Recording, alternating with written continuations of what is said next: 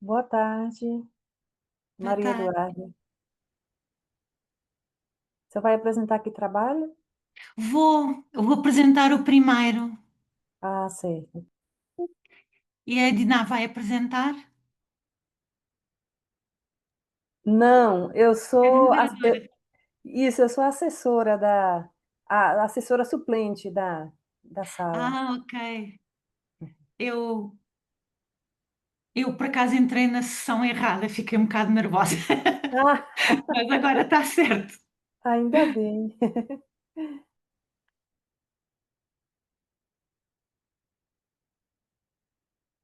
Esta é a sessão de gestão de pessoas, certo? Certo, gestão de pessoas. Qual o seu tema? Qual o título do seu trabalho?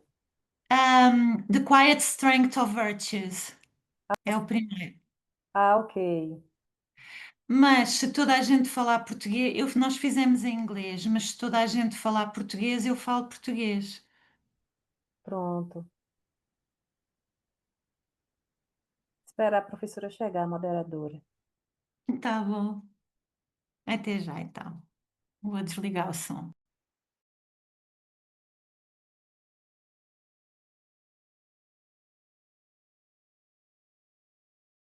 Boa tarde, pessoal. Boa tarde, Léo.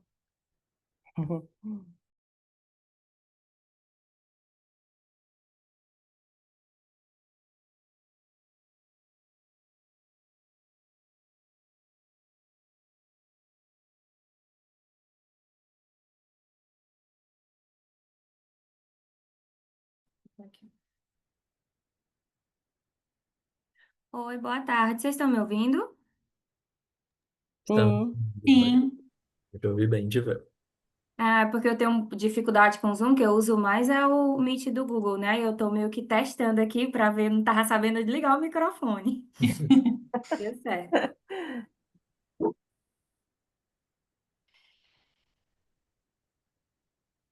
Enquanto não começa, quem podia me auxiliar só assim na hora que eu for apresentar a minha apresentação? Eu jogo através de que ícone? Pronto, você vai ali embaixo, vai ter um quadradinho verde no meio da sua tela, logo aí embaixo. Você Certo. clica nele e ele vai aparecer algumas abinhas que você pode escolher qual você quer apresentar. Ah, eu posso testar aqui Pode rapidinho testar, enquanto sem não problema. começa? Sem problema, pode testar. Tá. Ai, tem uma que eu fico embaixo.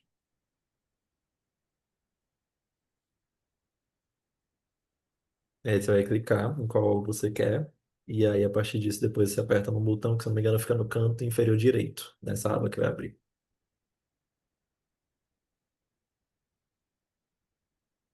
Pronto, sua tela está compartilhando. Ah, entendi.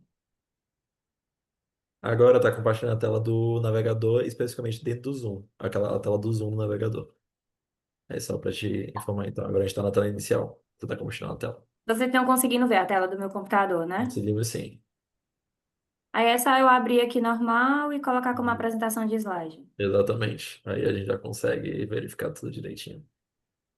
Ah, entendi. Pronto, Tá conseguimos. bom, obrigada, viu? Vou tirar aqui. Ah, então eu vou também experimentar, tá? sem problema. Quando a gente começa, a gente vai fazendo esses testes. Boa tarde, pessoal. Boa tarde. Boa Boa tarde, tarde. professora. Boa tarde. Deixa eu ver. Screen 2. Tá, funcionou? Sim, conseguimos ver sua tela assim e a apresentação. Ok. Então vou retirar. Stop share. Obrigado.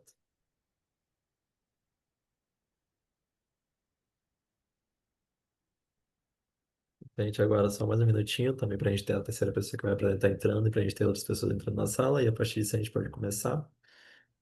Professora, a senhora quer conduzir a nível da ordem, etc. E se prefere o debate antes, depois, uma questão sobre isso?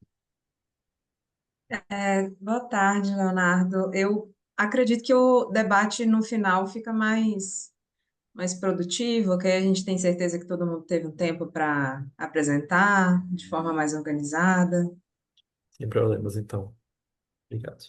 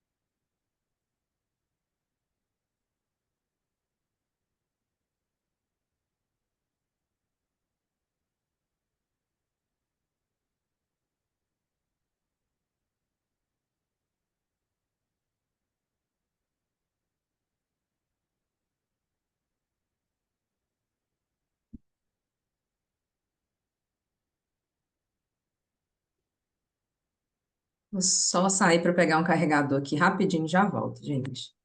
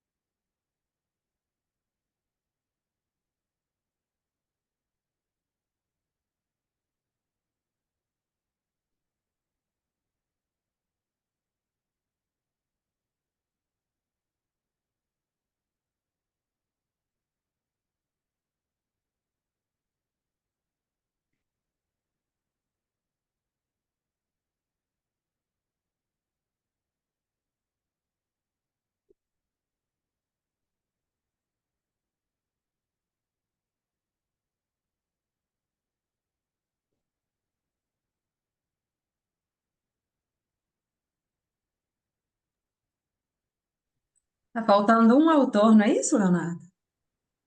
Isso, exatamente.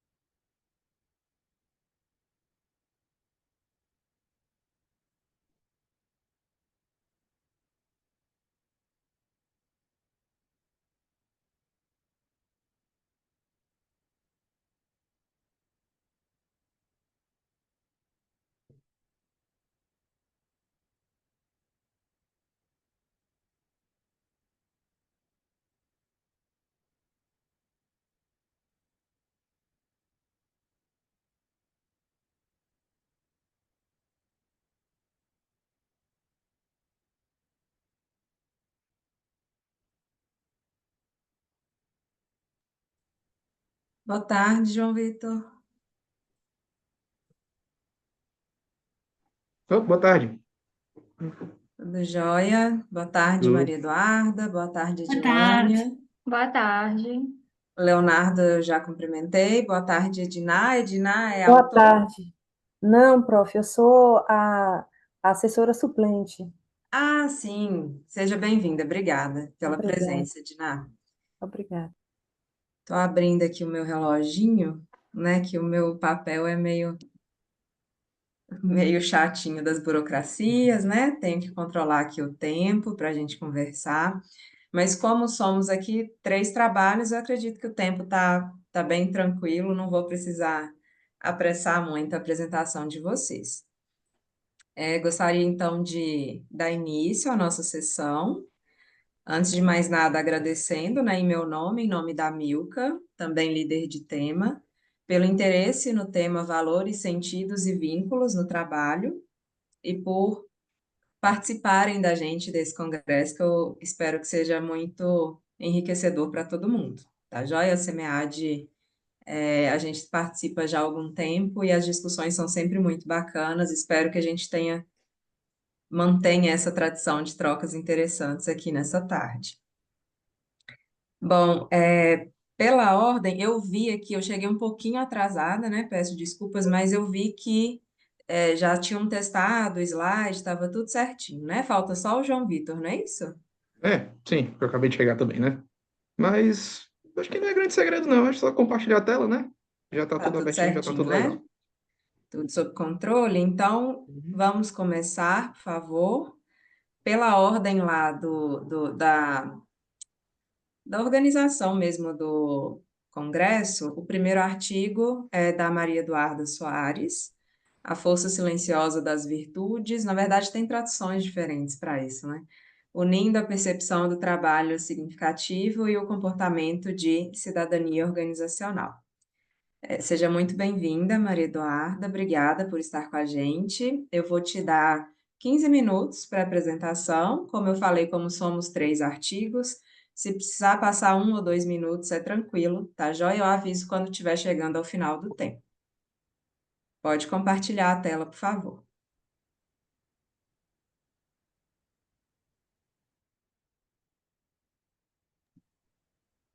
Já aparece para a gente, é só colocar a tela cheia. Está tudo certo agora? Certinho. Ok, muito obrigada. Boa tarde a todos. Então, eu sou professora na Universidade de Lisboa, no Instituto Superior de Economia e Gestão, e está atrás de mim, do lado direito, o edifício da nossa escola, com esta vista para o Tejo, para o Rio Tejo. Este artigo foi desenvolvido com o meu colega Manuel Ferreira, também da Universidade de Lisboa, e com a Patrícia Tavares, da Universidade Católica de Lisboa. Então, nós fizemos o artigo em inglês e não sabíamos se íamos calhar numa sessão que era falada em inglês, então fizemos os slides em inglês também. Mas eu apresento os slides, mas vou falar em português, português de Portugal. Ah, se tiverem problema, também tento traduzir para português do Brasil. Mas então, ah, começando então, porque o tema das virtudes, não é? Em contexto organizacional parece estranho, porque é mais um tema, quando pensamos em virtudes, pensamos mais em religião, aulas de catecismo, do que propriamente no contexto organizacional. Mas realmente isto tem tido uma relevância cada vez maior. Ao nível organizacional, desde o início do milénio, tem havido uma profusão de escândalos éticos nas organizações e pensa-se que as virtudes será o primeiro passo para conseguir prevenir estes escândalos. Ao nível individual, as pessoas cada vez mais querem ver o seu trabalho para além apenas de uma maneira de ganhar dinheiro e uma selva onde vale tudo. Portanto, é uma resposta a esta procura por parte das pessoas.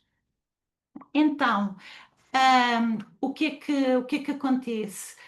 Um, Este tema das virtudes prende-se com dois temas muito relevantes na atualidade, também, que é a percepção de trabalho significativo e os comportamentos de cidadania organizacional. A percepção de trabalho significativo, eu ver o meu trabalho como relevante, não é algo novo. Já nos anos 70, se calhar todos vocês viram, o modelo das características de trabalho do Ackman e Oldham falava desta questão, mas também se tornou muito relevante durante a Covid. Houve um renovar do interesse neste tema, as pessoas ficaram em casa e começaram a pensar sobre o sentido daquilo que faziam e, sobretudo, nos Estados Unidos houve muitas demissões e o motivo invocado é porque as pessoas não viam significado no seu trabalho. Os comportamentos de cidadania organizacional têm a ver com aqueles comportamentos que não estão na minha descrição de funções, mas que são relevantes, mesmo que também não apareçam ligados a recompensas. Por exemplo, eu já acabei o meu trabalho, tenho um colega que está aflito, eu não sou obrigada a ir ajudar esse colega, mas posso ir. Isso é um comportamento de cidadania e há muitos outros. É conhecido pela distinção entre in-role performance, que é performance nas tarefas, fazia extra-role performance, performance fora das tarefas. Então, nestes dois temas de percepção de trabalho significativo e comportamentos de cidadania organizacional, há bastante pesquisa que mostram que eles estão ligados. Portanto, que se eu tiver um trabalho com significado, vou apostar mais em comportamentos de cidadania organizacional. Mas está insuficientemente explicado porquê. Daí a nossa ideia de que as virtudes podem ser esse mecanismo de ligação entre os dois, até porque há alguns estudos anteriores que mostram que A percepção de trabalho significativo conduz ao desenvolvimento das virtudes e também há alguns que mostram que as virtudes podem desenvolver os comportamentos de cidadania organizacional. Mas tanto quanto sabemos, propriamente a mediação não estava estudada.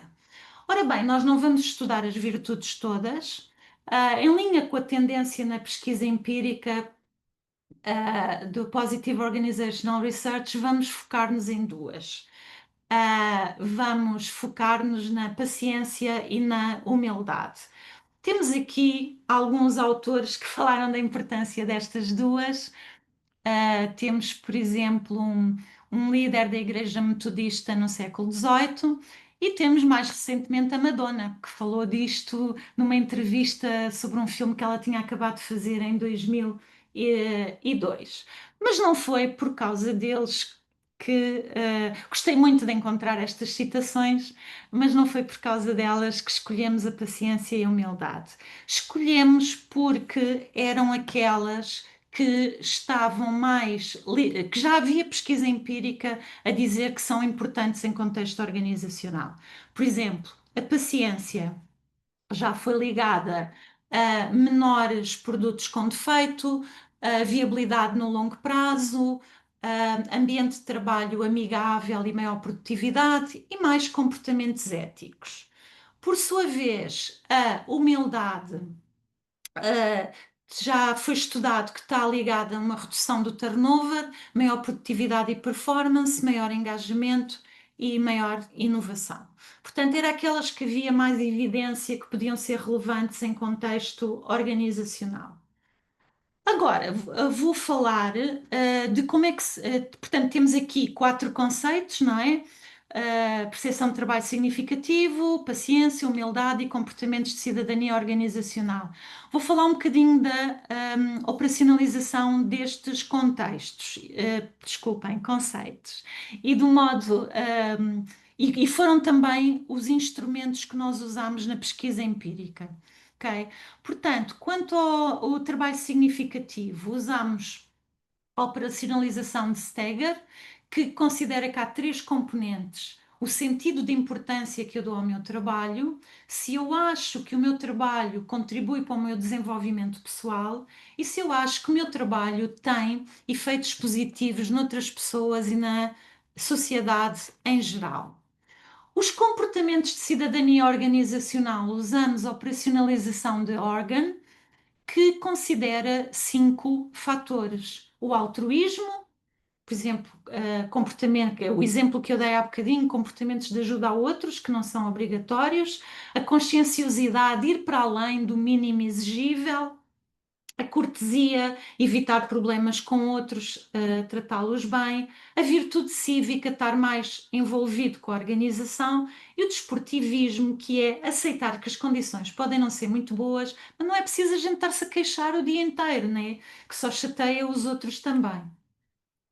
A virtude da paciência. Usamos a operacionalização de Schnitker, que fala em 3 tipos de paciência: paciência interpessoal, para com pessoas que são desagradáveis, a paciência face às dificuldades da vida, quando encontramos, por exemplo, problemas de saúde ou problemas financeiros, a paciência com contrariedades do dia a dia, por exemplo, as filas de trânsito. Finalmente, a humildade. Temos aqui o desejo de nos ver a nós próprios de uma maneira correta, que não é eu sou o maior, eu sou, não ter assim uma visão empolada nossa. Também a capacidade de ver as forças e as contribuições das outras pessoas. E finalmente o aprendizado, ou seja, este aqui por acaso não estou a ver como é que se traduz, a abertura a aprender e a estar sempre aberta a aprender coisas novas, não achar eu já sei tudo, não preciso de aprender outras coisas. Portanto, é a capacidade de aprender e receber feedback de outras pessoas. Pronto, aqui temos o nosso modelo conceptual. Aqui a percepção de trabalho significativo, as 2 virtudes como variável mediadora e a variável dependente, comportamento de cidadania organizacional, com os seus 5 componentes. Portanto, a nossa ideia é testar se essas 2 são mediadoras. desta relação. Pronto, só muito rapidamente, que tenho pouco tempo, só para dar uma ideia como é que da lógica disto, com um exemplo pessoal. Eu sou professora disso, não é? Portanto, eu acredito que o meu trabalho tem significado. Até acho que é das profissões que tem mais significado.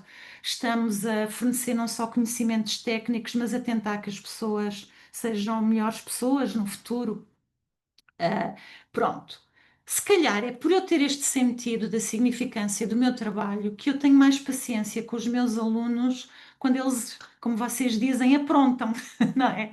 Que eles fazem as coisas mais incríveis. Eu no outro dia tive uma aluna que queria mudar um exame de 400 pessoas para poder ir a uma viagem de férias a Marrocos. Portanto, a pessoa fica assim um bocadinho aborrecida, não é? Pronto. Se calhar é por eu ter paciência com os alunos, porque se eu não tivesse, já tivesse desgastado e já não pudesse vê-los, se calhar eu não me. Não, nós temos a Universidade de Lisboa, fornece-nos todos os anos cursos de inovações pedagógicas. Não é obrigatório ir a esses cursos. Eu todos os anos vou para aí a 2 ou 3, sobretudo agora com a história da inteligência artificial. Mas não é obrigatório e eu vou, portanto, são extra role behavior. Se calhar, se eu já não tivesse paciência para os alunos, já não ia, não é? Portanto, é um bocadinho esta a lógica deste modelo. Ok, então, passando ao estudo empírico. A nossa amostra são 274 profissionais portugueses de diferentes organizações, foi uma amostra de conveniência. O instrumentos eu já falei, quando falei na operacionalização, usamos estas 4 escalas já existentes. Não tinha dito quantas perguntas tem cada uma, mas está aqui neste slide. Começamos por testar os instrumentos em termos de fiabilidade, validade convergente e validade discriminante. Não houve problemas, por isso podemos passar ao teste de hipótese que fizemos com o método dos mínimos quadrados através do software Smart PLS versão 4. Temos aqui os resultados. Vou falar das relações diretas e das indiretas. Nas relações diretas, então, a paciência está relacionada com os 5 componentes do comportamento organizacional, desculpem, dos comportamentos de cidadania organizacional, e a humildade também com os 5. No entanto, o trabalho significativo só está relacionado diretamente com 3: cortesia, virtude cívica e desportivismo. Nas relações indiretas, verificaram-se todas. Voltando aqui para trás para este modelo, o que é que isto quer dizer? Que eu não consigo ir diretamente do trabalho significativo para o altruísmo e conscienciosidade, mas através destes resultados de mediação consigo chegar lá através da paciência e da humildade. Portanto, isto é uma mediação total, não há ligação direta, só há indireta. Para estes 3, eu consigo ir diretamente, mas também consigo ir indiretamente. Portanto, é uma mediação parcial, porque eu também consigo ir diretamente. Pronto. Contribuições teóricas, realmente, os estudos anteriores não tinham ainda focado esta questão das virtudes e mostrou-nos que realmente as virtudes têm um papel mediador. Também alguns estudos usavam uma medida global de comportamento de cidadania organizacional. Nós fizemos uma diferenciação pelas várias dimensões dos comportamentos de cidadania organizacional. Nas contribuições práticas, a relevância do trabalho significativo, que já tínhamos, outros estudos tinham visto, mas pronto, vimos na nossa amostra específica, e que a organização poderá continuar a apostar nestas questões através de programas de desenvolvimento do trabalho significativo. Depois temos a questão das virtudes, que também que se verificou o interesse e que, portanto, também poderá ser relevante desenvolver. Nós apresentamos algumas questões no trabalho, como é que se pode desenvolver as virtudes em comportamentos de cidadania organizacional. Mas olhem, por exemplo, eu não sei se vocês estão na academia há muito tempo, mas pronto, muitos de nós nas avaliações de desempenho há muito aquela componente de publicações, não é? E estamos todos loucos com as citações e os índices Hs. Isso não promove muito as virtudes. Algumas universidades, nomeadamente na Holanda, estão a pôr na avaliação de desempenho com um peso maior do que as publicações, questões como ajuda a outras pessoas que estão em início de carreira e outras coisas assim. Portanto, isso poderá. E aqui mostramos que isso não é uma coisa só para sermos bonzinhos. Isto pode ter relevância para comportamentos de cidadania organizacional que são extra role performance. Finalmente, último slide: limitações e sugestões para pesquisa futura. Temos limitações da amostra, que é uma amostra pequena e que tem muitas empresas à mistura, portanto, nós não conseguimos saber se os nossos resultados se devem às políticas e práticas de uma determinada empresa. Políticas e práticas de gestão de recursos humanos, porque temos várias à mistura.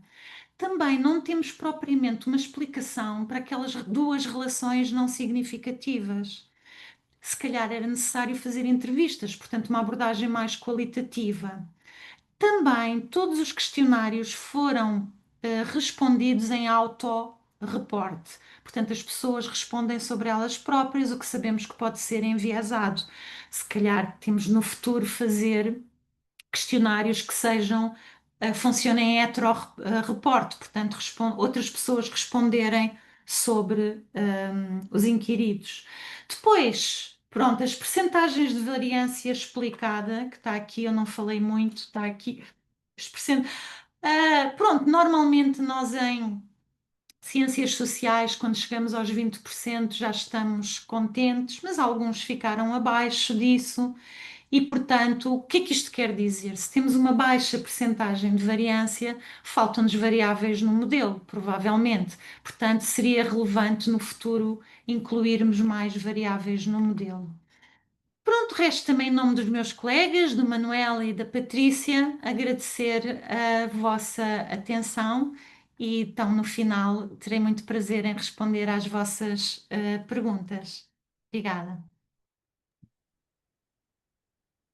Obrigada, professora. Ótima apresentação. Quando a gente pega um trabalho com perspectiva quantitativa, modelagem, né? Às vezes a gente tem dificuldade de entender as conexões, mas ficou tudo muito claro no trabalho de vocês. Agradeço a apresentação, dentro do tempo também. E aí, a gente vai fazer as considerações no final, que aí a gente garante que todo mundo apresente tranquilamente, e no final a gente conversa sobre os artigos em conjunto. Tá joia? Seguindo a ordem, vou pedir então para Edilânia colocar a apresentação dela. Seja muito bem-vinda, Edilânia, boa tarde. Boa tarde, professora.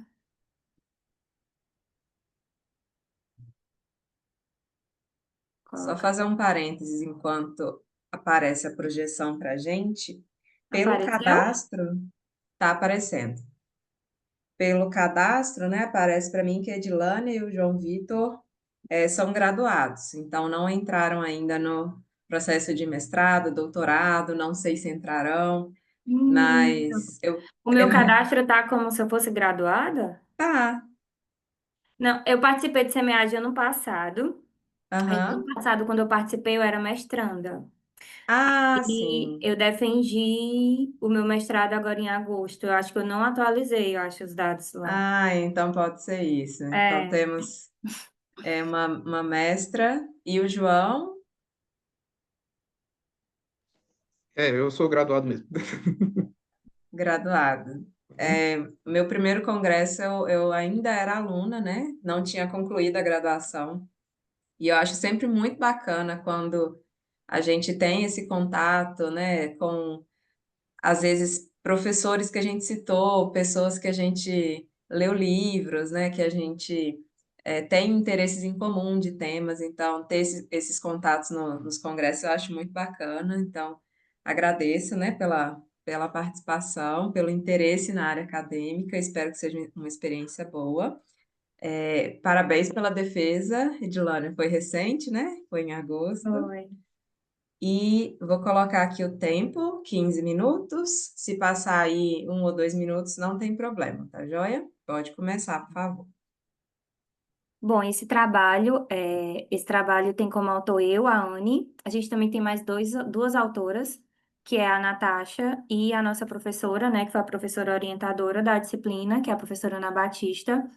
O nome delas não estão aqui agora no momento, porque o SEMEAD ele só deixa 3 trabalhos, né? E elas já tinham submetido 3, então por conta disso, nesse trabalho ficou só o meu nome e o da Anne. Esse trabalho, ele foi oriundo de uma disciplina que a gente fez, e o nome dele é Resistência e Sentido, Motoristas Frente ao Trabalho Digital.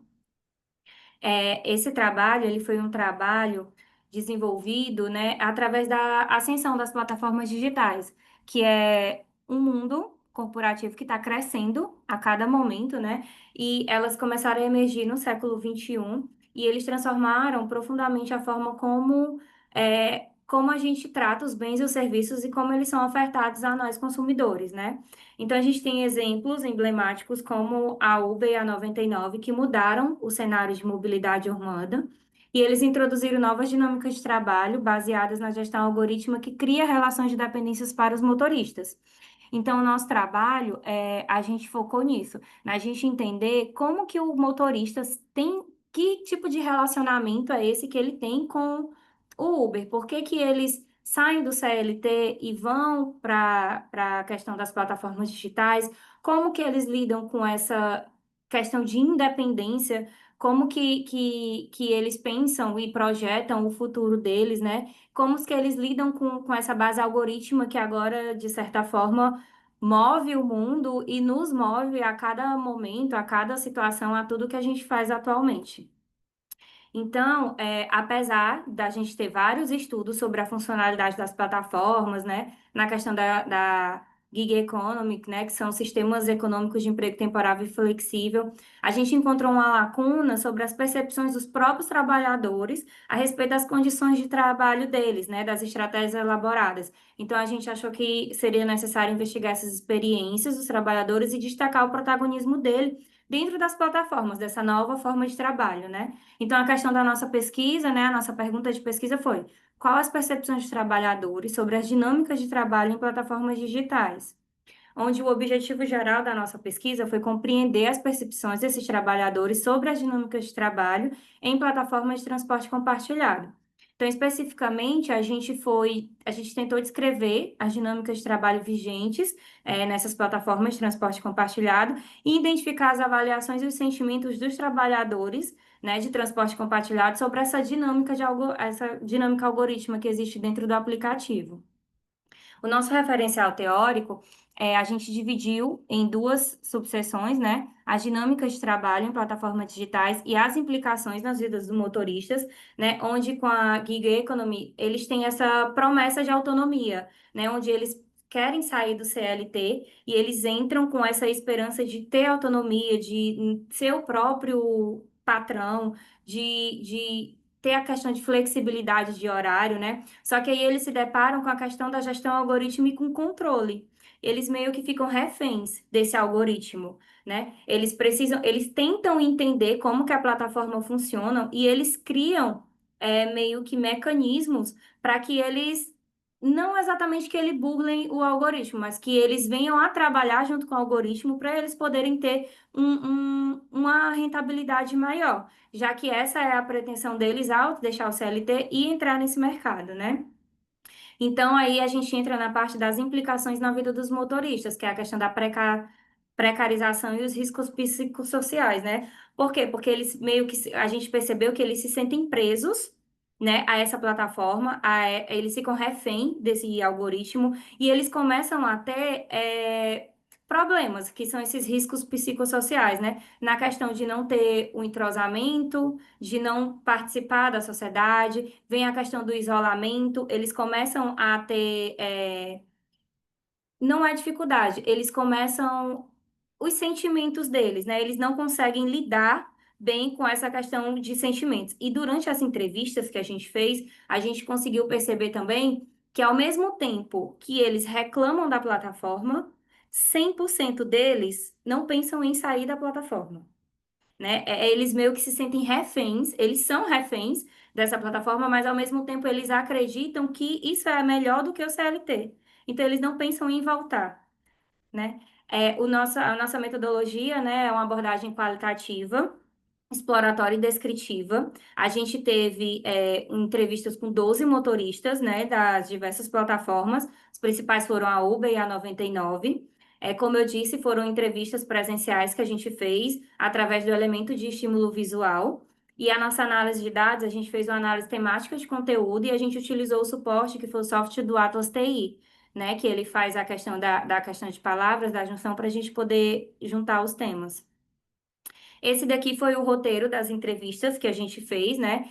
Baseado nas perguntas. A gente fez uma estrutura uma entrevista semi-estruturada, onde a gente fazia perguntas e eles ficavam à vontade para responder. Algumas vezes a gente meio que incluía outras perguntas e a gente tinha um elemento estímulo que era um cartaz onde a gente procurava para ele, né? A gente mostrava para ele meu dia de trabalho, como que é o dia de trabalho deles e era a parte onde eles conseguiam desenvolver melhor e ficar mais à vontade, né, para dar as respostas, para a gente conseguir tentar tirar e captar deles o sentimento de uma forma mais real, né, para não ser enviesado só com as perguntas que a gente queria, com aquelas respostas prontas da cabeça deles. Então, nos nossos resultados a gente teve dois grandes temas, né, que foi o trabalho antes da plataforma e a dinâmica de trabalho na plataforma. E dentro da dinâmica de trabalho na plataforma, a gente teve 8 subtemas, que foi as plataformas com poder, remuneração, estratégia dos motoristas, os protocolos de segurança, rotina, relacionamento e sentimentos, incentivos e vantagens e as desvantagens e riscos. Então, como resultado, né, eu trouxe aqui, eu não vou ler todas, porque senão acho que vai passar do tempo. Porque quando a gente faz entrevista, a gente acha que cada palavrinha deles é importante, a gente tenta encaixar em tudo, né? Então, na questão da remuneração e da instabilidade. A remuneração é a principal motivação, mas a crítica sobre a baixa compensação financeira e altos custos operacionais. A instabilidade e a variedade dos valores geram inseguranças. O nosso E10, né, que a gente vai codificar ele dessa forma, nossa entrevista 10, ele falou: isso é extremamente relevante para mim no quesito financeiro. Agora, eu acho que algumas vezes ele come muito do valor do repasse, né? Aí a gente também percebeu estratégias de sobrevivência. Os motoristas, eles adotam estratégias para maximizar ganhos, trabalham em horários de pico, planejamento de corrida, uso de outros tipos de plataforma para poder ajudar eles, como é, o Uber, ele tem o GPS próprio deles, mas eles acabam utilizando outros tipos de GPS por achar que o Uber coloca eles em locais que não é propício, que bota eles muito em vielas para desviar do trânsito, eles acabam tendo outros tipos de estratégias, né? Então, essas adaptações, elas são vistas como processos de ressignificação e uma defesa subjetiva contra o sofrimento. O E6, ele relatou: vou para certo lugar, porque lá no horário X vai ter uma demanda boa. Posso pegar uma corrida para tal bairro. Lá no tal bairro já pego outra voltando. Isso tudo é um planejamento, entendeu? Eles meio que tentam aproveitar todo tipo de horário que eles têm, toda a dinâmica, para eles poderem estar ganhando mais dinheiro. Na questão de segurança e desamparo. É uma preocupação constante, os motoristas sentem-se vulneráveis pela falta de proteção adequada das plataformas, eles adotam medidas próprias de segurança. A pior parte é a percepção de que a plataforma não tem uma responsabilidade com o motorista. O E7 nos relatou, né? Eu não embarco, nome diferente. Pessoas assim aleatórias na rua, ou tá dentro de casa ou perto de casa, eu pergunto também, nome diferente, eu não embarco. Na questão da rotina, no estresse e nos sentimentos. A rotina é cansativa, os sentimentos de isolamento, preocupação e ansiedade prevalecem devido ao monitoramento algoritmo e à dependência das solicitações de viagem e avaliações dos passageiros. Apesar disso, há uma interação social enriquecedora e rede de suporte informal entre os motoristas. O E1 diz: o meu dia de trabalho é um pouco cansativo, até porque o trânsito hoje é meio cansativo, né? É exaustivo. A gente passa o dia sentado, entendeu? Eles relataram muito que eles muitas vezes não comem direito, eles preferem no lugar de comer, eles estarem rodando, né? Porque eles acreditam que isso vai estar gerando mais dinheiro para eles, que não faz sentido ficar parando, perder tempo, né? Então, isso acaba gerando, meio que indiretamente, né, um problema tanto social como um problema físico e mental, né? Então, nas discussões, a gente teve uma contradição central, que é da questão da flexibilidade ilusória, né? O estudo destaca que o desalinhamento entre as promessas de flexibilização e autonomia das plataformas e a realidade que impõe o controle tecnológico e algoritmo. A promessa de autonomia se revela ilusória, que resulta em uma autossugestão subordinada. Na questão da soberania algorítmica, né, o controle algoritmo, ele não só limita a autonomia, mas também cria uma relação de dependência e subordinação, né? A perca de autonomia e o estresse contribuem para o sofrimento no trabalho. Também veio a questão da vulnerabilidade e da precarização. Eles não têm um apoio institucional e a dependência de avaliações dos clientes gera um ambiente de trabalho estressante e desgastante para eles. A falta de benefícios e a instabilidade financeira e a exposição a riscos caracterizam a precarização do trabalho na uberização. Tem uma necessidade, a gente identificou, né, uma necessidade de intervenção, onde as percepções de trabalhadores revelam a necessidade de intervenção políticas e empresariais para mitigar os aspectos negativos e promover condições de trabalho mais justas e seguras. Políticas públicas devem ser implementadas partindo da escuta desses trabalhadores. Não, eles não têm nenhum tipo de recurso, eles não têm nenhum tipo de direito, né?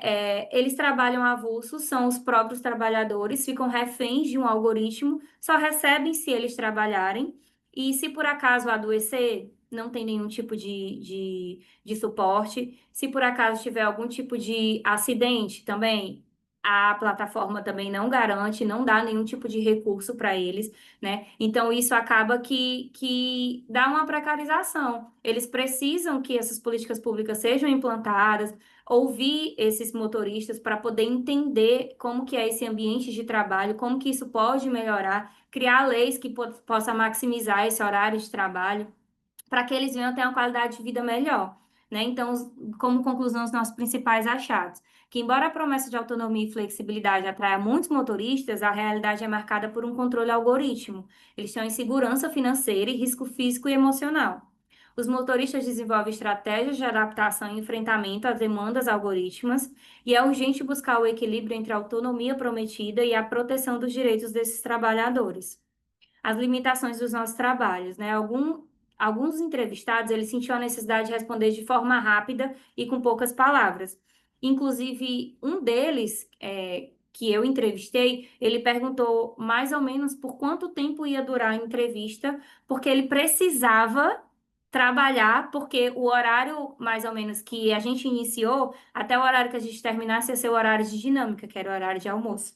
Então, ele queria que a entrevista fosse em apenas 1 hora. Então, a parte que ele mais se sentiu à vontade de falar realmente foi quando a gente deu o elemento estímulo para ele, né? Como é o seu dia de trabalho. Quando eu comecei a fazer as perguntas para ele, ele respondia de forma muito breve, ele não se permitia se aprofundar e conversar livremente, porque a todo momento ele pensava que ele tinha que finalizar aquela entrevista para ele trabalhar e ganhar dinheiro. Ali ele estava perdendo dinheiro. Apesar da gente ter um grande número de motoristas de aplicativos hoje em dia, a gente teve uma dificuldade de conseguir que eles parassem e dessem entrevistas para a gente. Justamente por esse sentido. Para eles, eles estavam parados, eles estavam perdendo dinheiro. Eles queriam estar se movimentando e trabalhando para eles estavam perdendo tempo ali com a gente. Então, isso foi uma das principais limitações. A gente teve um número reduzido de participantes atuantes em plataformas regionais distintas da Uber, o que limitou a análise comparativa entre as diferentes plataformas, né? A maior parte dos nossos entrevistados eram motoristas da Uber. Para pesquisas futuras, né? A gente sugere que tenha realização de estudos comparativos entre diferentes países. A gente fez só com motoristas da cidade onde a gente mora, né? Foi só em Fortaleza. A investigação do impacto das dinâmicas na saúde física e mental dos motoristas e a identificação dos fatores que desencadeiam o adoecimento. E uma análise sobre como diferentes formas de regulamentação governamental poderiam afetar as condições de trabalho e a autonomia almejada. Aqui foi alguma das referências bibliográficas que a gente utilizou e obrigada pela atenção. Obrigada, Edilânia. Também dentro do tempo. Ótima apresentação. Vamos seguir aí com as discussões no final. Já até anotei aqui para fazer uma observação em relação à dificuldade, né, de encontrar sujeitos de pesquisa.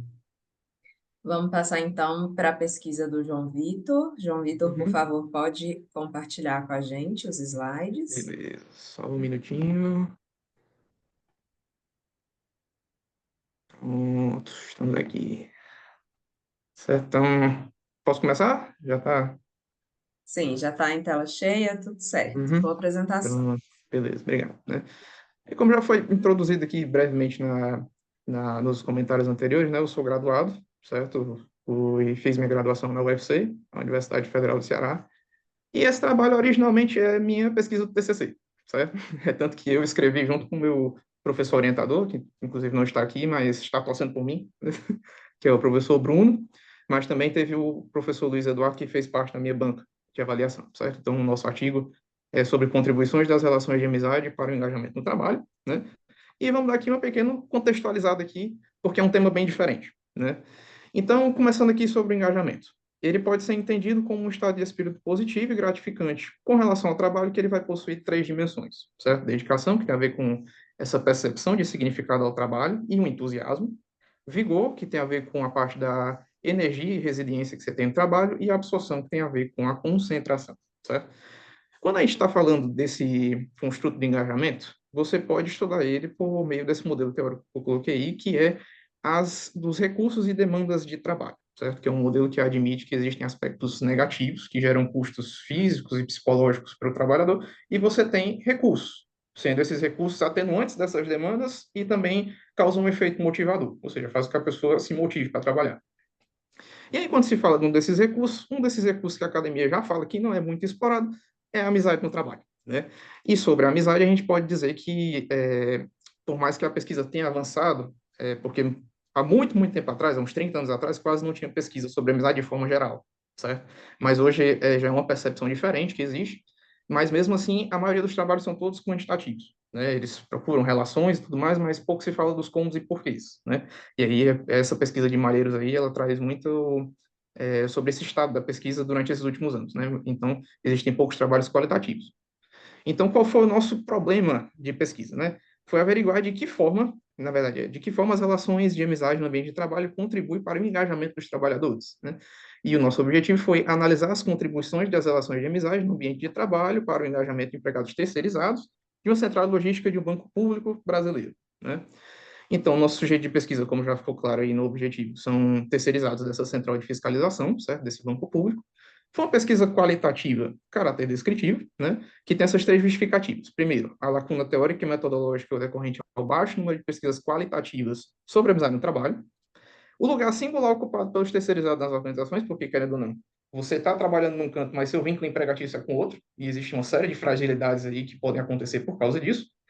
E terceiro, a amizade no trabalho é muito comum dentro das organizações. É um ambiente que existe várias relações sociais que podem evoluir com o passar do tempo, ganhando intimidade, ganhando confiança, você pode desenvolver amizade. E aí, passando aqui um pouco para o referencial teórico, né? Como já falei para vocês, o engajamento é esse estado de espírito positivo, gratificante relacionado ao trabalho, que se caracteriza por essas três dimensões. Ele não é uma coisa momentânea, nem específica, nem focada num objeto específico, ele é mais sobre o trabalho em si, né? E ele é estudado por essa ótica do modelo das demandas e recursos de trabalho. E aí, aqui para a parte da amizade, a gente pode falar que a amizade, de forma geral, é um relacionamento diádico, ou seja, ele é uma díade, são duas ou mais pessoas. Ele é um relacionamento pessoal informal, que não tem tantas regras de convivência, muita formalidade, é uma coisa que vai acontecendo naturalmente. E quando se trata no trabalho, ele vai se basear na confiança mútua, no compromisso, na reciprocidade de tratamento, no compartilhamento de interesses e valores. É como eu disse, você vai se socializando no trabalho, você encontra pessoas que são parecidas, têm um gosto parecido com você. E aí essas pessoas podem um dia virar seus amigos, né? Só que o mundo não é de flores, né? Mais que seja visto algo positivo, também há lados negativos da amizade, né? Que pode afetar tomada de decisão, pode afetar, inclusive, até comportamento, de fofoca, esse tipo de coisa que não são bem vistas, né, no ambiente de trabalho. E aí, como eu disse anteriormente, o estudo da amizade ele é mais voltado para o campo quantitativo, certo? Nos últimos anos. E o estudo dos dois construtos, da relação deles, não é novidade, certo? Eu coloquei, inclusive, no artigo, eu acho que foram 5 ou 6 artigos diferentes falando mais ou menos sobre os mesmos temas. Acabava não sendo o tema principal, mas era um dos achados. Justamente que a amizade no trabalho ela tem um relacionamento positivo e significativo no engajamento. Então, é uma coisa que realmente importa, né? Então, passando aqui para a nossa metodologia, né? Então, a gente fez entrevistas, certo?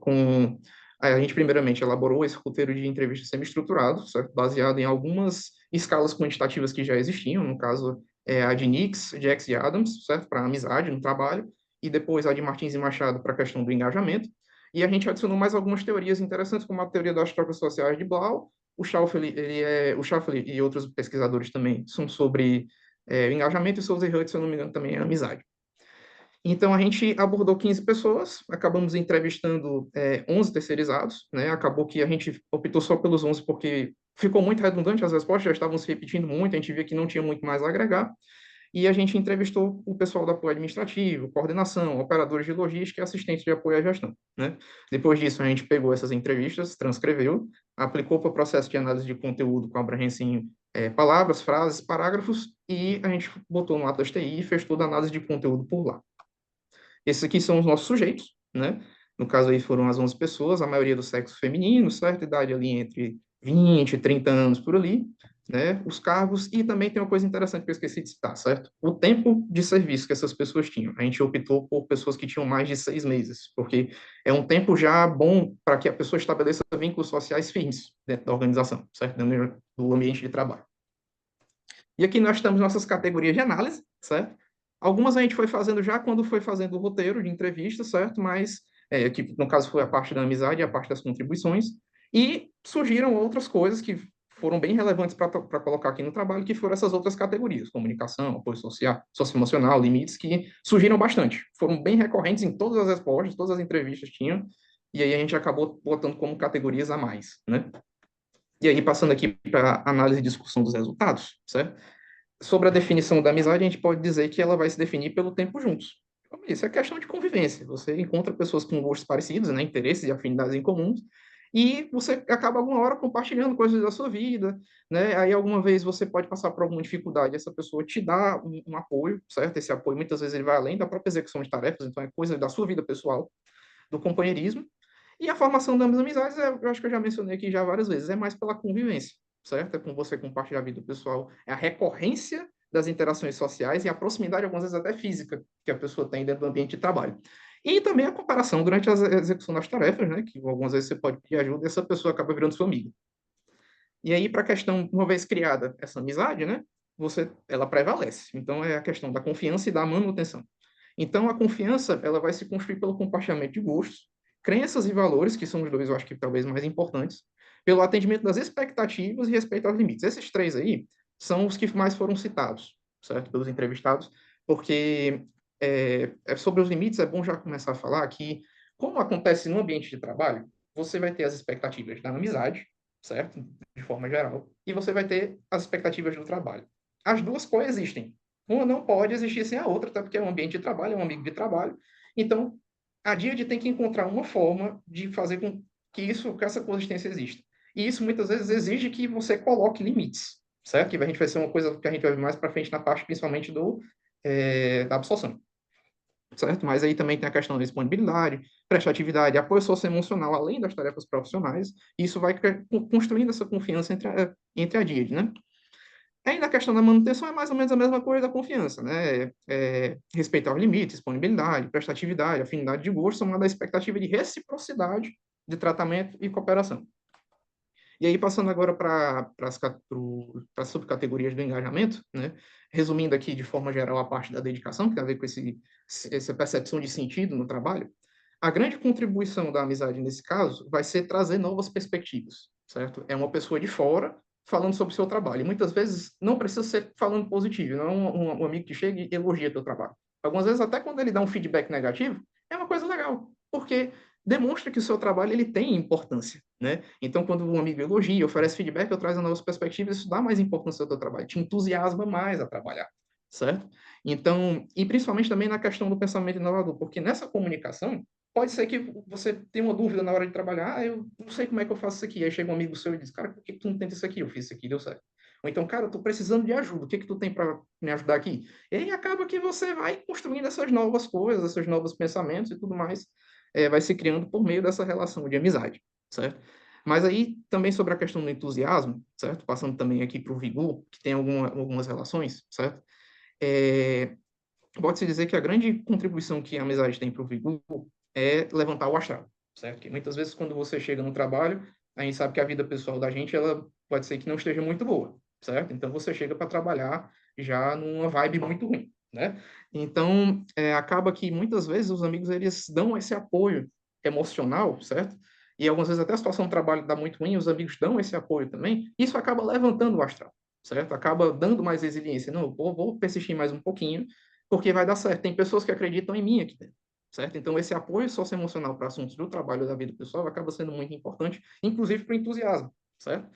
E aí, para a questão da energia também, eles podem se desmotivar, certo? Existe também essa questão da desmotivação, porque, como eu disse, a vida não é de flores quando se trata de amizade. Então, teve até uma pessoa que a gente entrevistou que ela falou que muitas vezes é muito pior você interagir com uma pessoa que está se sentindo mal, que está numa vibe assim completamente ruim, do que uma pessoa que está se sentindo bem, porque você parece que se contagia com esse sentimento ruim. Fica uma coisa assim que a pessoa fica para baixo e você também fica para baixo. Então, existe esse contágio socioemocional, tanto para o positivo quanto para o negativo, né? Então, as pessoas podem se desmotivar pelo contágio de emoções positivas ou negativas. E aí, para força de vontade, é como eu falei, a questão de você estar lá junto com seus amigos é muito importante, certo? Porque muitas vezes você está passando por uma situação difícil, muitas vezes você está fazendo um trabalho que você não gosta, mas os seus amigos estão lá para te ajudar. Isso é importante, é todo mundo junto no mesmo barco. E aí, passando para a questão da absorção, certo? Que é da concentração, foi onde a gente viu mais coisa negativa, certo? Porque começando aqui pela percepção de tempo, né? Porque dizem que a absorção, né, quando você fica muito absorvido no trabalho, você não vê o tempo passar.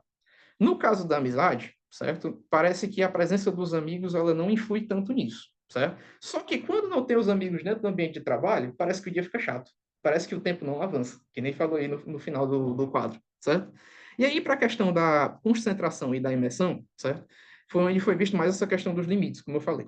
Porque muitas vezes essas interações que você tem com seus amigos no ambiente de trabalho, elas podem distrair demais. Pode ser que você tome muito tempo falando com um amigo, interagindo e tudo mais. Pode ser que não seja uma coisa muito legal. Então, acaba que muitas vezes uma parte da dia chega assim, cara, eu estou fazendo reunião daqui a pouco, tenho um compromisso agora, eu preciso fazer isso aqui, entendeu? Então, aí depois a gente conversa, vamos dizer assim, né? Ele dá como se fosse coloca um limite na situação para que não saia do controle, né? Como eu disse, para atender justamente essas necessidades organizacionais, né? Mas quando não é só uma coisa negativa que existe sobre isso, porque muitas vezes quando você fica muito focado, muito imerso numa atividade, certo? Pode ser que você se esgote muito, né? Ou então você está lá numa atividade que você não está conseguindo ir para canto nenhum, a presença do amigo pode te ajudar aí, certo? Porque, por exemplo, quando você está naquele estado de esgotamento, quando você está muito imerso, acaba que teve até um relato também no trabalho que a pessoa chegou para outra que estava nesse estado e disse assim, cara, pega um café, vá passear, vá fazer qualquer coisa, descanse um pouco e depois volte porque tu está ficando doido. Foi exatamente isso que a pessoa falou.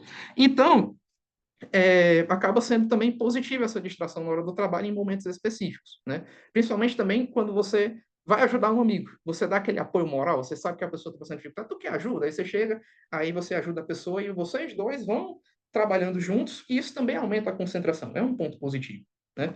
E aí sobre as outras categorias que a gente achou, né? A comunicação, ela é essencial para tudo, certo? Ela para construir vínculos, confiança, para o apoio, para compartilhar as afinidades, expectativas, né? Então, vai ter que acontecer por meio dessa confiança, dessa comunicação, quer dizer. E a questão do apoio, também muito importante, que surge como uma demonstração do companheirismo e cooperação dos momentos de dificuldade, seja no trabalho ou na vida pessoal.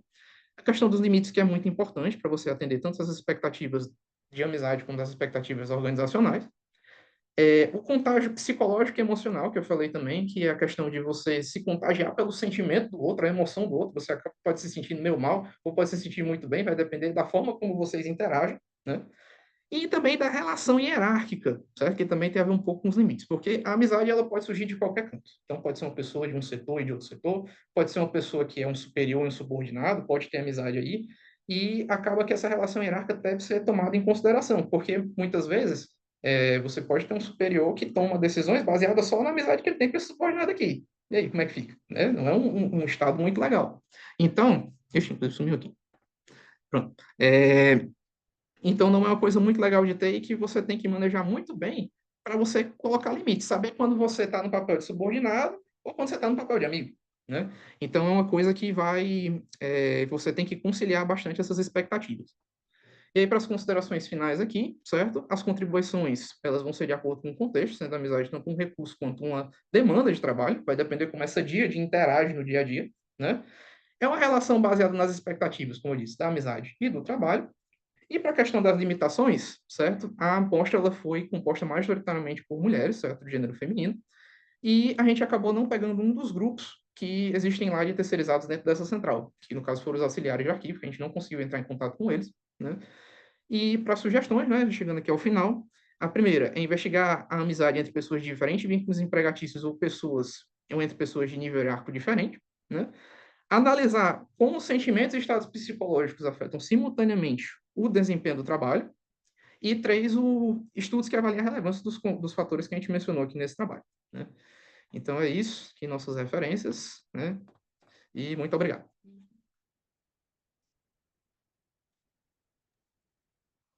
Eu que agradeço, João Vitor. Parabéns pela apresentação. Uma senhora desenvoltura, né? Para quem está aí, acabou de concluir, né? O TCC, pelo que você comentou. Uhum. Temos uma sessão aqui que vai para diferentes lados, né?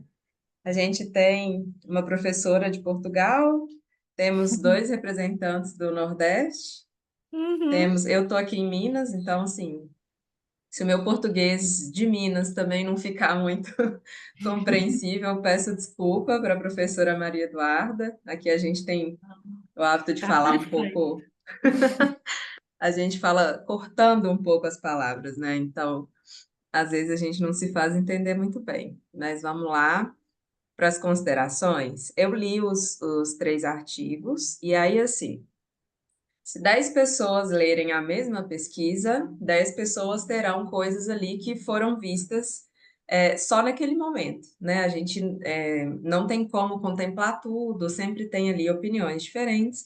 Então, pela minha leitura, eu vou trazer aqui algumas observações sobre os 3 textos, primeiro separadamente, e aí no final a gente conversa sobre os textos de forma geral. Joia? Deixa eu abrir minha colinha aqui. Então, o texto da professora Maria Eduarda, quando a gente tem trabalhos sobre sentido ou significado do trabalho, aqui no Brasil, né? Não sei como que isso está em Portugal, né? Mas a gente costuma, às vezes, ficar até preso em uma discussão da diferença entre sentido e significado. Então, já foi até uma coisa que colocaram que deve ser superada, que às vezes colocar lá uma nota, uma frase, uma nota de rodapé, o que quer que seja, no texto, só para se situar, né, de qual conceito que você está partindo de diferenciação ou não, já resolve. Mas, como eu estou pensando nas publicações se tornarem definitivas, a depender do periódico que seja enviado, pode ser que algum parecerista aponte algo no sentido. Então, só uma observação, né, sobre esse ponto. Se as autoras acreditam que caberia colocar qual o ponto de vista em relação a essa diferenciação entre sentido e significado.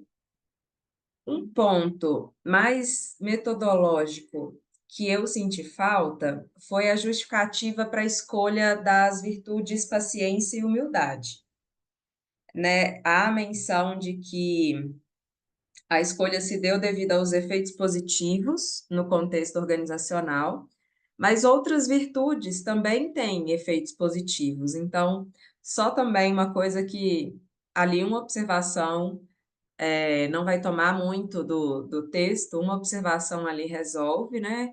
Explicitar por que a escolha dessas duas virtudes, paciência e humildade. No contexto da docência ficou bem claro, né, pelo seu exemplo, como que paciência e humildade impactam aí no trabalho do docente. Sobre o critério de inclusão, eu fiquei na dúvida se seria realmente só estar ativo no mercado de trabalho, se houve algum outro critério de inclusão ou exclusão para os respondentes. Os autores. Aqui eu coloquei uma observação sobre trazer também uma informação sobre o processo de adaptação e validação das escalas, né? Porque no processo de tradução, às vezes ocorre isso. Então, só mencionar também nas escalas de paciência e humildade, se isso foi realizado. E, além disso, a única observação pensando em transformar essa publicação em permanente, em periódico, né? Se é que isso já não foi feito, é atualizar as referências, para trazer mais referências dos últimos 5 anos. É um trabalho muito robusto, muito interessante, metodologicamente, né? Muito bem desenhado, muito bem explicado. Na apresentação ficaram ainda mais claras as relações estabelecidas. E aí, nas limitações, eu achei muito bacana pontuar que um estudo quali pode ajudar em relação aos principais achados. Geralmente, a pessoa que vai para o lado do quant tem uma rixazinha com o quali, então, reconhecer isso lá, que diante dos achados da pesquisa, considerando uma perspectiva qualitativa, a gente pode conseguir aprofundar um pouco mais e, quem sabe, buscar novos ganchos aí para continuar com pesquisas tanto quant quanto quali, né, métodos mistos, enfim, seguir pesquisando o tema. Então, Maria Eduarda, se quiser responder algum apontamento, mas assim, é como eu falei, realmente só de acordo com a minha leitura, coisas que podem contribuir para uma versão final a ser enviada para a revista, tá joia?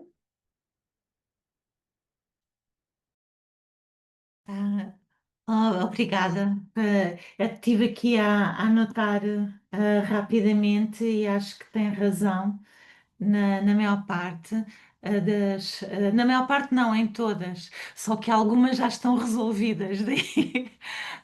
Pronto, por exemplo, eu esqueci de dizer que este trabalho teve como ponto de partida também um trabalho de mestrado do Manuel, que hoje não pôde estar presente, então eu vim representar, mas depois foi desenvolvido mais tarde. E quando começámos, tivemos exatamente essa questão: como é que isto se traduz para português, meaningful work, não é? E então ele tem logo ao princípio a discussão entre três conceitos: significado, significância e significativo.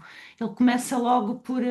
Eu abri aqui o trabalho dele e está logo. Agora, como estamos a fazer em inglês, já não se punha a questão. E também tínhamos uma limitação de palavras, mas a tradução por português é sempre. Eu já fiz vários trabalhos e acontece sempre isso. Como é que eu vou traduzir meaningful work? E então, sim, abri aqui, ele começa com essa questão. Ahm, as, ahm, as questões da escolha das duas realmente era aquelas que tinham mais estudos sobre os impactos, a paciência e a humildade, mas também o Manuel encontrou um trabalho interessante que era sobre as virtudes de nível superior e as de nível inferior. E estas duas, eu agora não lhe consigo dizer exatamente, mas estas duas enquadravam-se na de nível superior, que tinha mais a ver com o contexto organizacional. Não consegui identificar muito rapidamente. Nas referências 100% de acordo, tem de ser, de haver uma atualização das referências, todos os anos sai muita coisa, e este trabalho já é do 2000, acho que ele defendeu em 2024, portanto, fez em 2023 e defendeu em 2024. Ainda não houve oportunidade de publicar, mas este verão nós dissemos, é agora que nós vamos fazer isto. Então tivemos um bocadinho mais de tempo os dois para trabalhar isto, e a professora Patrícia também nos estimulou muito, ela também esteve, que vocês chamam a banca, nós chamamos o comitê, e pronto. E tivemos mais tempo, mas realmente o trabalho já vinha de trás de 2023. Eu escrevi aqui sobre a questão hum, da amostra, mas depois não escrevi a pergunta total, que disse que tinha uma curiosidade sobre a amostra. Eu peço desculpa, mas não anotei qual era a curiosidade. Não, sem problemas. É sobre os critérios de inclusão, porque é mencionado no trabalho que é Foi estar ativo no conveniente. mercado de trabalho, né? Uhum. E aí a minha dúvida foi só se houve critério de exclusão, e se houve mais critério de inclusão, ou se realmente foi estar ativo no mercado de trabalho. Foi só estar ativo no mercado de trabalho. Sim, mesmo que fosse, por exemplo, incluímos estagiários que ainda estão, que ainda estão a estagiar, portanto ainda não são propriamente profissionais, mas esses estavam, mas o critério era estar ativo no mercado de trabalho, sim. Entendi. E pronto. Ótimo. E não Então, sei então se tá eu vou lá. ter, não sei se eu vou ter tempo depois de colocar questões aos outros dois trabalhos, mas eu que também gostava muito de dar os parabéns aos outros dois, porque achei que estavam trabalhos muito rigorosos, muito bem feitos, e eu queria, não é considerando o nível, o João Vítor, não é que acabou de fazer, nós chamamos a licenciatura. Acho que a questão de trabalho, ambos os casos, eu queria muito aproveitar a oportunidade para dar os parabéns. Tenho duas curiosidades, uma para cada uma, mas logo se vê se conseguimos lá chegar. Temos tempo. Obrigado, viu? Obrigada, Maria Eduarda. Acredito que vamos ter tempo, sim. Minhas considerações estão bem Uhum. concisas. E aí, já passando então para o trabalho da Edilânia, que aí no final a gente deixa esse tempo para falar sobre os três em conjunto, né? Os três têm relação com o mesmo tema, têm pontos em comum. Então, o trabalho da Edilânia fala de um tema que eu já pesquisei, é um tema que eu gosto muito. Eu pesquisei quando começou o que hoje muita gente chama de uberização, fiz entrevistas, e aí eu até anotei aqui que essa dificuldade de conseguir sujeitos de pesquisa, ela é comum em diferentes grupos profissionais, assim. Marcar entrevista até mesmo com um professor, né, com um docente que sabe a relevância da pesquisa, que enfrenta essa dificuldade de conseguir também sujeitos de pesquisa, ainda assim é difícil conciliar a agenda, é difícil conseguir que aquela pessoa pare um pouco ali as demandas do dia a dia, então, assim, apesar dessas dificuldades, a gente ainda consegue conhecer um pouco melhor dessas diferentes realidades profissionais. E é aí, em relação às anotações, né? Eu coloquei aqui que seria muito interessante explicar se já é um conceito formado, né? Como eu disse, eu estudei isso no começo, que começou, que esse trabalho de plataforma se expandiu aqui no Brasil. Seria interessante explicar se gestão algorítmica, desculpa, já é um conceito consolidado ou se é um termo que você usou para fazer essa referência ao algoritmo, porque ele é um termo de relevância na discussão dos seus dados. E aí, em relação ao trabalho em si, o principal ponto para mim foi o delineamento teórico, porque Dejus e Mendes, por exemplo, são referências usadas sobre prazer e sofrimento no trabalho. E aí, às vezes, no texto, né, se caminha para o lado de uma literatura sobre sentido ou significado do trabalho, às vezes se caminha para prazer e sofrimento no trabalho. Então, talvez delinear melhor esse recorte teórico torne o trabalho ainda mais robusto, pensando em uma publicação permanente, né, de periódico, de revista. Então, às vezes, retirar a referência, se não for direcionar para prazer e sofrimento no trabalho, ou substituir os termos quando no título a gente já fala de sentido. Se não for o intuito trabalhar o conceito de sentido, que tem aí um corpo de discussão já há muito tempo, talvez trocar a expressão, para que esse delineamento teórico fique bem claro assim no seu texto. Só uma observação também em relação a essas várias versões que a gente vai fazendo, o estímulo visual tá a indicação que está no anexo, né?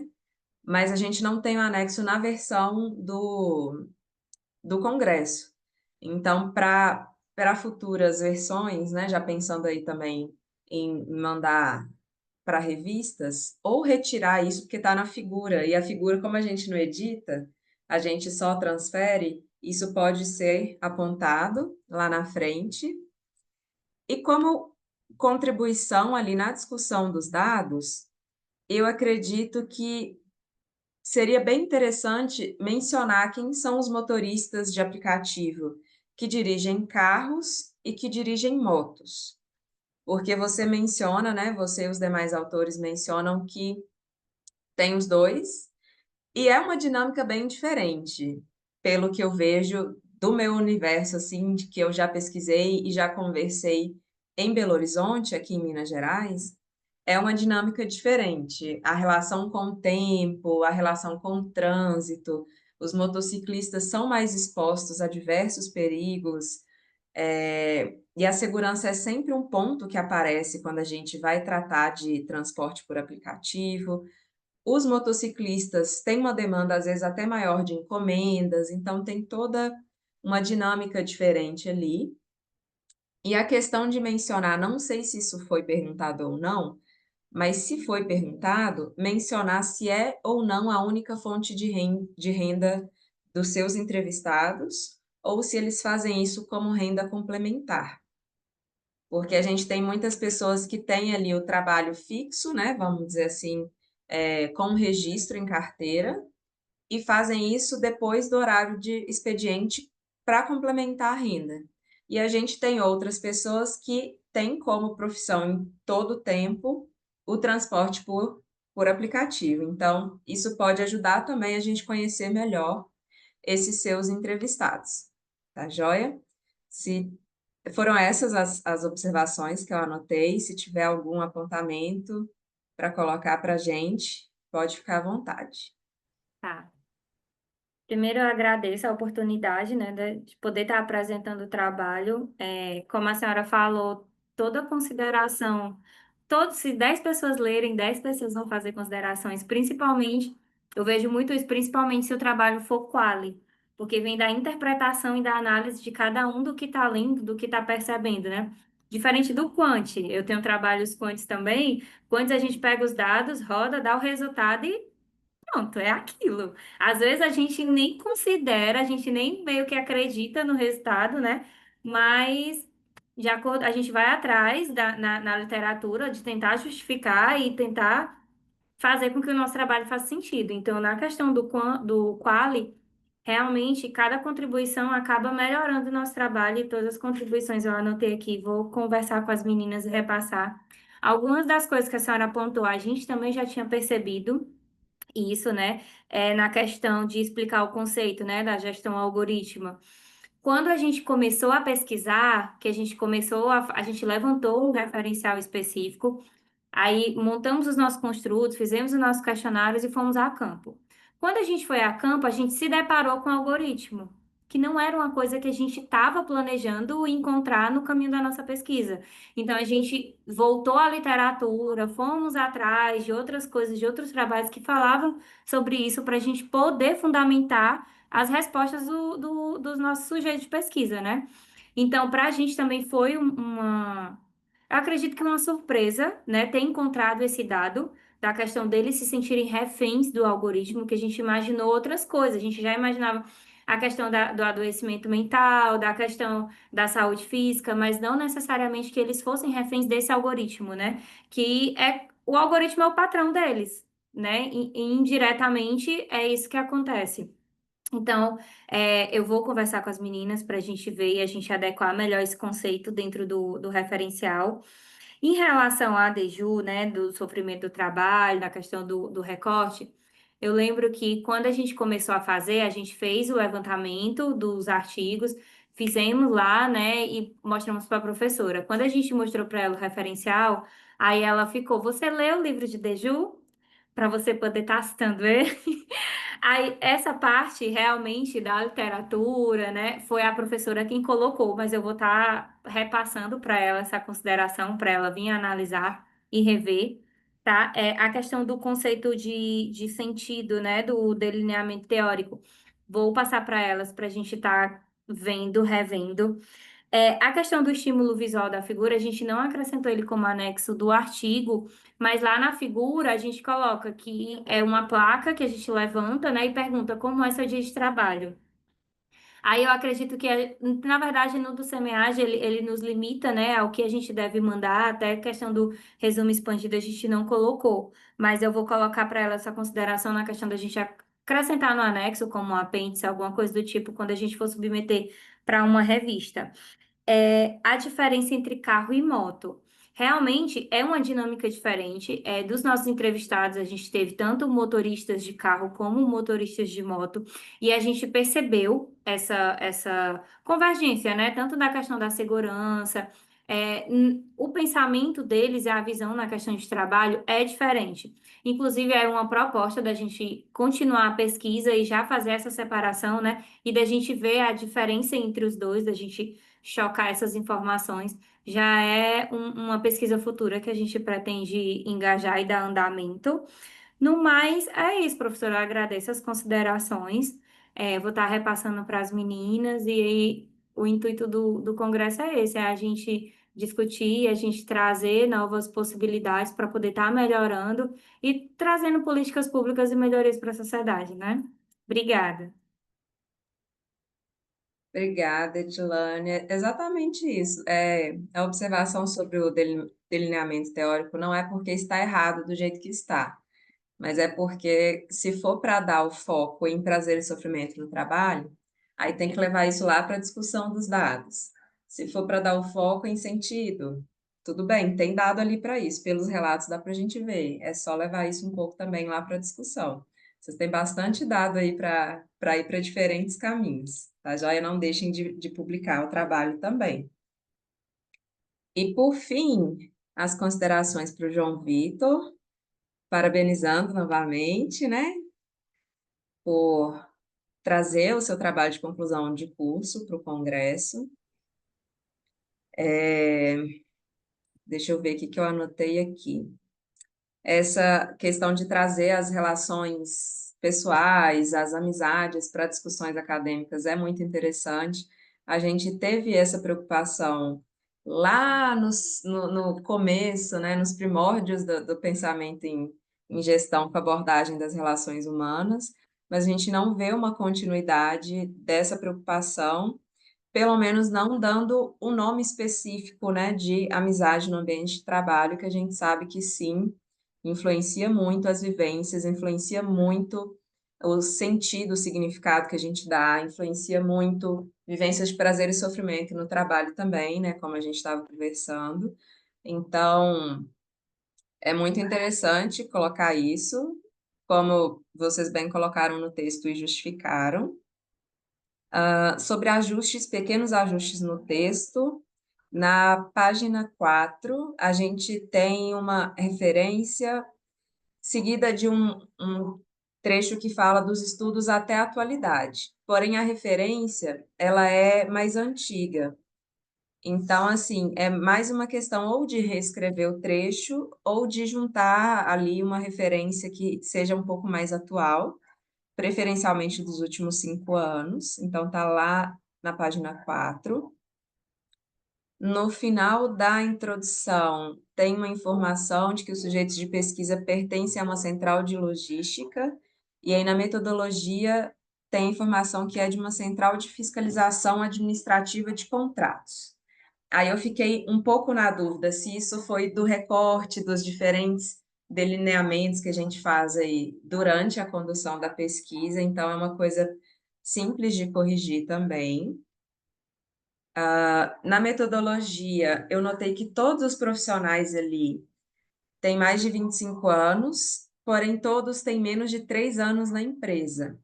Então, já é um indicativo da fragilidade do vínculo que você vem construindo esse argumento durante toda a pesquisa. Então, talvez seja um apontamento interessante também, para deixar mais explícito no texto. E, por fim, eu acho que seria interessante explorar também um pouco mais os aspectos negativos que eles trouxeram. Então, durante a sua apresentação, né, você já falou, às vezes tem fofoca, tem picuinha e etc. E aí, no texto, tem um trecho aqui, dessa forma, embora diversos aspectos positivos tenham sido destacados, também foram identificadas algumas contribuições negativas. E aí você menciona fofocas e rixas, mas seria interessante deixar claro como que isso apareceu nos relatos, né? Talvez com que frequência, se foi muito frequente, se não foi, só para a gente demarcar também essa questão, como você falou, né? Que nem tudo são flores. Ali no dia a dia a gente não tem só esse lado positivo, ainda que ele se sobreponha, né? E tenha maior intensidade aí em relação às vivências no trabalho. Tá joia? Foram esses os apontamentos que eu anotei. E como o Leonardo bem colocou aqui, é, eu vou pedir, antes de passar a palavra para o João, para todo mundo avaliar a sessão, se possível. O link está anotado aqui, o Leonardo já mandou para a gente, tá joia? É importante para a gente ver como a gente constrói todos os congressos, né? Porque anualmente a gente vai sempre corrigindo pontos falhos e investindo mais nos pontos fortes. Então, João, por favor.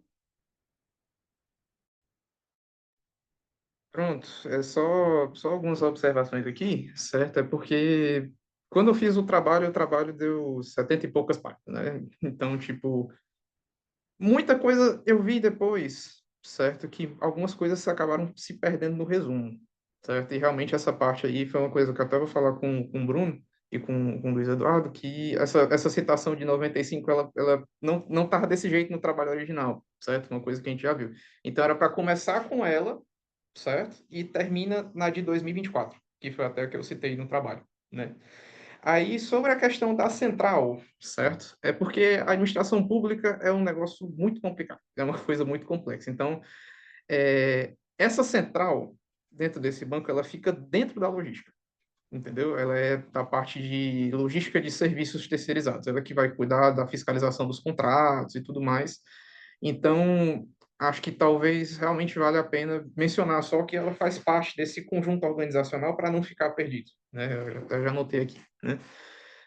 A questão do pouco tempo de serviço realmente é um dos pontos dessa fragilidade, né, que você comentou, que realmente o pessoal passa muito pouco tempo, principalmente porque, a depender da instituição pública e da sorte também, é, muitas empresas elas não aguentam um contrato inteiro. Então, algumas vezes elas pegam um contrato de 20 meses e quando já é no terceiro mês, não tem caixa para aguentar, entendeu? Não consegue pagar FGTS, não consegue pagar nada.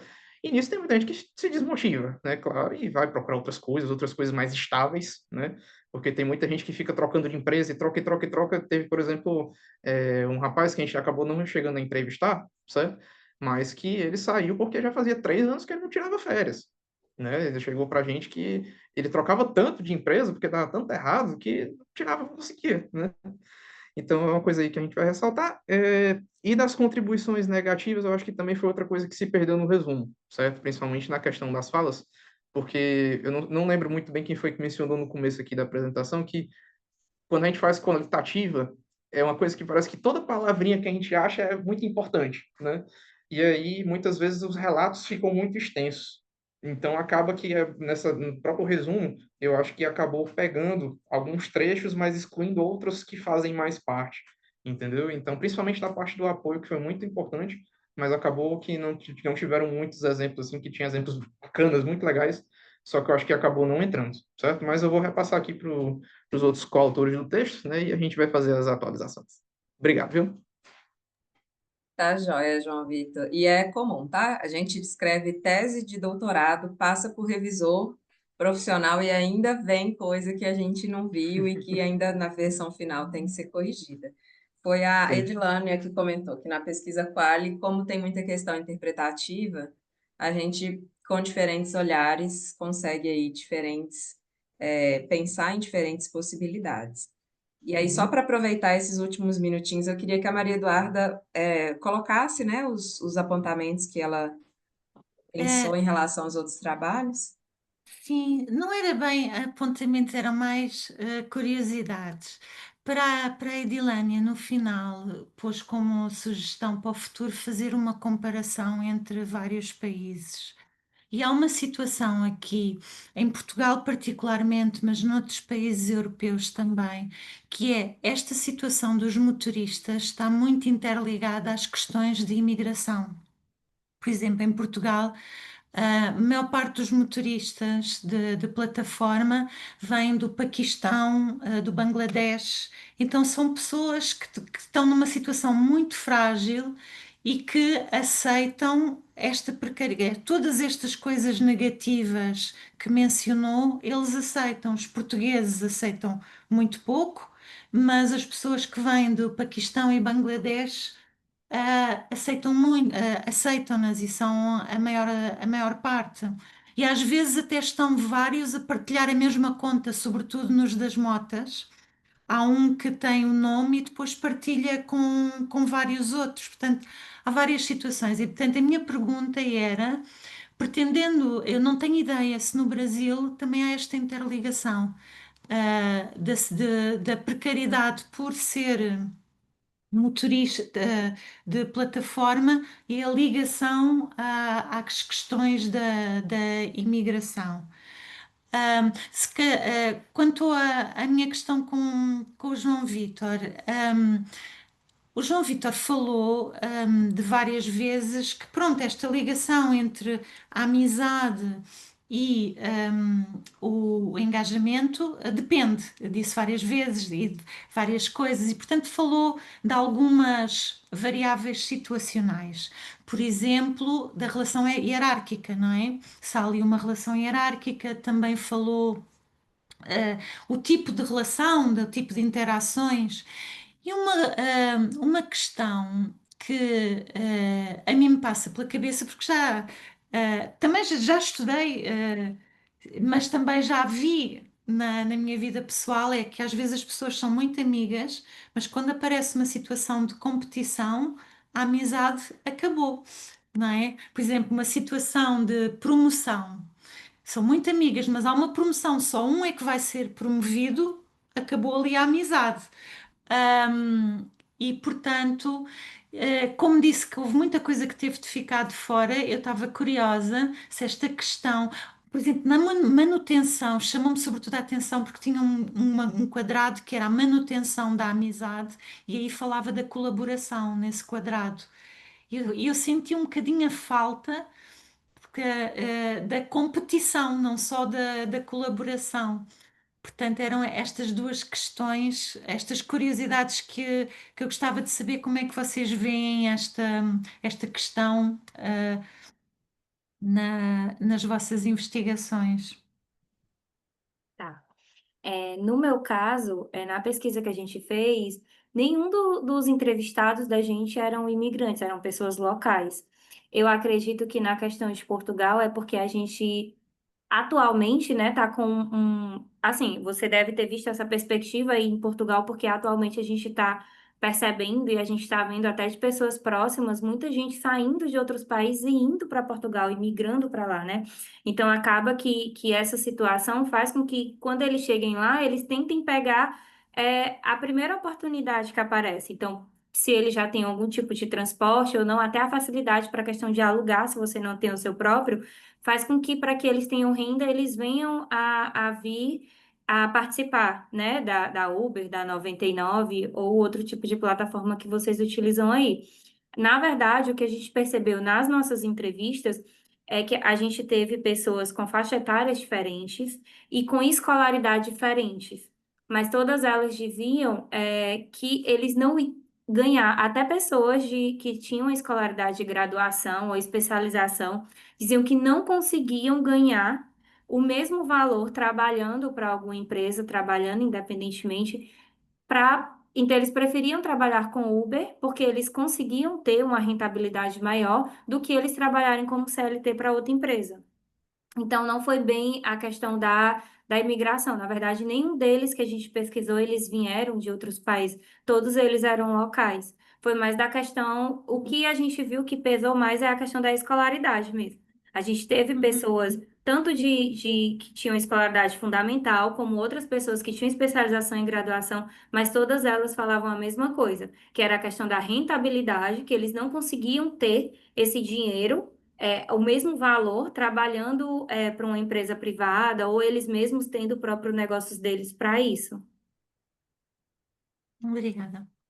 Eu peço licença, eu não vou, né, ouvir a resposta do João Vitor, porque eu tenho outra sessão agora às 6 horas, tá? Mas eu agradeço a oportunidade. E, João Vitor, eu queria muito parabenizar a sua desenvoltura, a questão de você ser graduado e você já estar se engajando na pesquisa. Me arrependo muito de eu não ter feito isso na minha graduação e só ter, né, meio que despertado isso quando eu quis entrar no mestrado.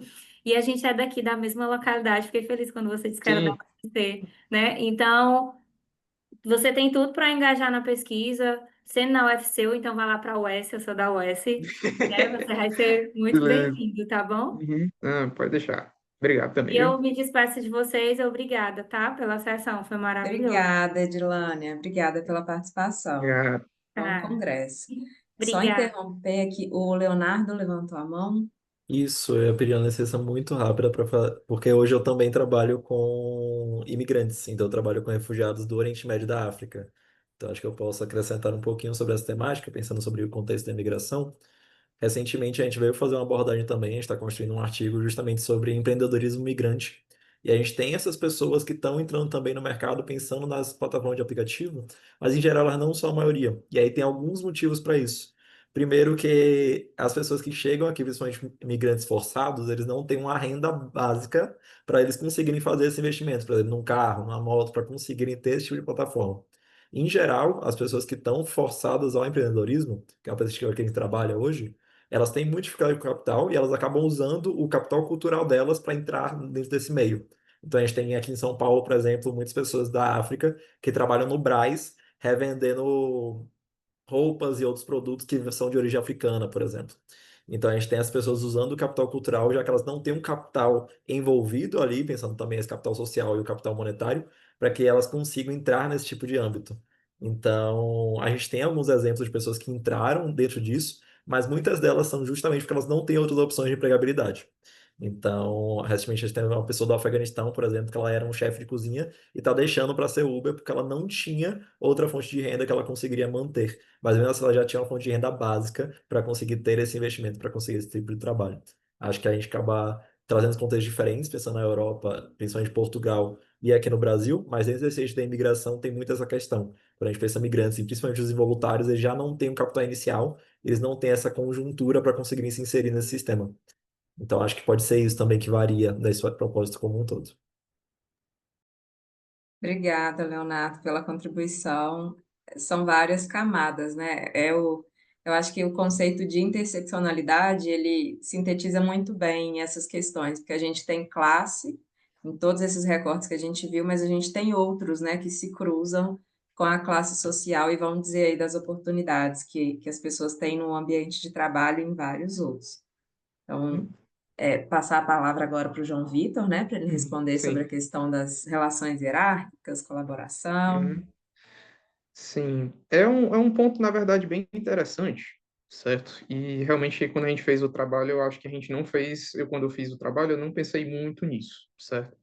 Por que que eu não pensei muito nisso? Porque é um tipo de relação organizacional muito diferente, né? Não é uma coisa assim, por exemplo, que você pode, falando mais da questão da competição, né?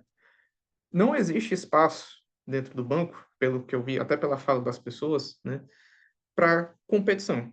Não existe, entendeu? É uma coisa assim que já é tão definidinha, porque eu não sei muito bem como é que funciona as instituições públicas em outros países, né? Por exemplo, Portugal. Mas, por exemplo, aqui a gente faz essas licitações, né? Existem esses contratos que as instituições firmam, né? E muitas vezes esses contratos eles são muito bem amarrados. Então você tem tantos coordenadores, tantos apoios administrativos, tanto pessoal, tantos recepcionistas, e esse pessoal ele tende a ficar no mesmo lugar. Não existe uma expectativa de, eu vou ascender, eu vou virar um gerente, eu vou virar um chefe. Não, não existe. Até porque esse pessoal ele está lidando com o pessoal que é concursado, certo? Não sei muito bem como é que funciona também em outros países, mas esse pessoal ele tem uma estabilidade muito grande. Eles é que ficam competindo entre si para galgar cargos de gerência, cargos de diretoria, cargos de tudo mais, e o pessoal terceirizado é mais realmente acessório. Então, tipo, quando realmente não foi um ponto que eu vi muito, porque nesse ambiente não existe muito dessa questão da competição, mas da cooperação existe muito. Porque enquanto não existe essa variável, acho que até estou lembrando agora daqueles conceitos mais TGA, né, Teoria Geral da Administração, que é tipo assim, aquele conceito que motiva, né? Você tem aquelas coisas que motivam, mas tem aquela coisa que te mantém no emprego, né? E as duas são dimensões diferentes.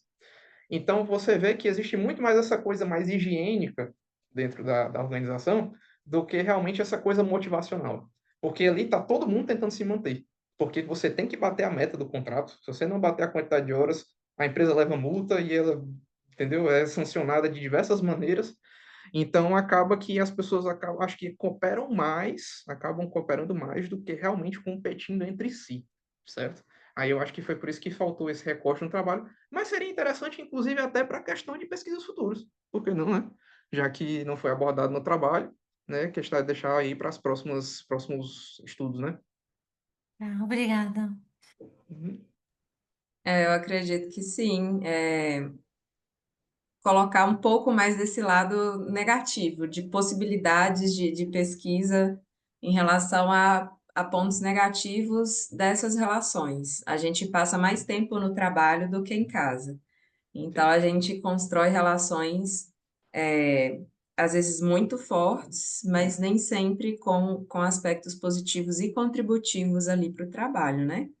E aí, só para complementar e já caminhando para o fim, Maria Eduarda, aqui tem uma reforma administrativa passando aí, sendo construída, que inclusive vai impactar nisso, né? Impacta um pouco na estabilidade de quem é funcionário público, na questão da preferência pela terceirização. Então, são aí algumas camadas do nosso contexto aqui no Brasil que estão sendo até rediscutidas. E em termos do que eu vivo, né, que é o ambiente universitário, tem um pouco essa separação quase que hierárquica, embora não exista hierarquicamente, pensando em estrutura formal, né, de quem é concursado, de quem é servidor efetivo e de quem é terceirizado. Então, é realmente, a gente trouxe aqui diferentes camadas para pensar contextos trabalhistas diferentes, né, contextos de precarização diferentes, e tudo relacionado ao sentido e significado do trabalho. Foram todas as pesquisas muito enriquecedoras, muito bem desenhadas.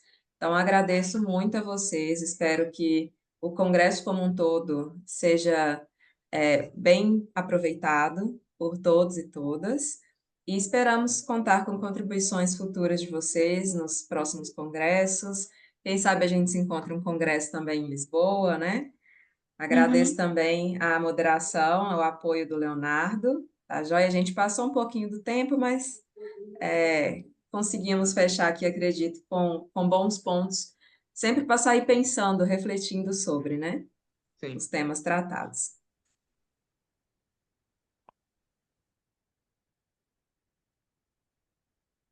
Pessoal, eu queria também agradecer a vocês pela presença, agradecer por esse momento e dizer que foi muito produtivo como um todo. Desejar uma ótima noite a todos também. Muito obrigado.